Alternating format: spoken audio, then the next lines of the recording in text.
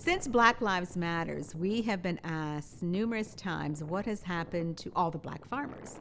And I tell them, I'm a sixth generation farmer, have been here that long, farming the same land that my great great great grandfather and my husband's great great great grandfather had acquired. Our children are seventh generation farmers, and we're very proud to be only one of three farmers that are still farming here in North Buxton.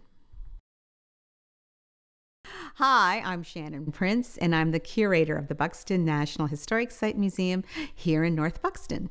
There are stories out there, and even though the Underground Railroad was a secret network, there are stories, there are documents. It's just trying to find them. The settlements, the rural communities where blacks had settled that are still existing, like Canfield and like Buxton, they're very far and few. So you see, we're very unique again, that even though we're not that highly populated community that it once was, we're still existing as that small black community, and we still have a lot of above Underground Railroad resources that are here, and descendants and black farmers. So the barn here, this belonged to Abraham Doris Shadd, who is Marianne Shadd Carey's dad, and who the road is named after out in front of the museum. He was also very involved in the Underground Railroad movement. And this is just the haymow of the barn. And you can see some of the original hand-hewn logs and the wooden dowels.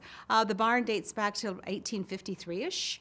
So it was really well built. So we're honestly, to have another piece of history that has been transplanted back to another spot, but we still have that history that's here. So pre all of our fancy technology, they would have to do everything by hand, like the seeding, throwing everything in the ground and hoping that you covered every piece of ground and hoping that it did get covered, because now we have machines that go along, that cover everything up. But when you're planting, and like you say, in a garden, you put your seed in and then people go behind and then they just scrape it over. So technology has really evolved.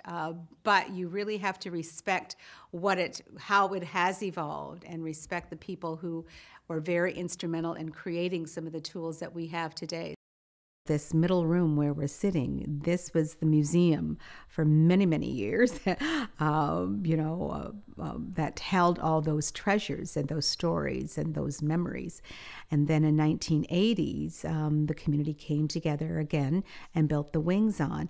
So we're very fortunate to have some of those primary resource documents, the Bibles and the journals and the diaries, to share those stories, to keep that legacy going. So it's wonderful, every day when you come in and you find another treasure that has been here for years, and you're just rediscovering it. The fact that we're all still tied to our roots, and we don't want to lose that. So those small places that they, first turn the soil there and here, they need to be remembered and treasured, and we don't want to lose that. And some places you don't even know that were places where blacks had settled.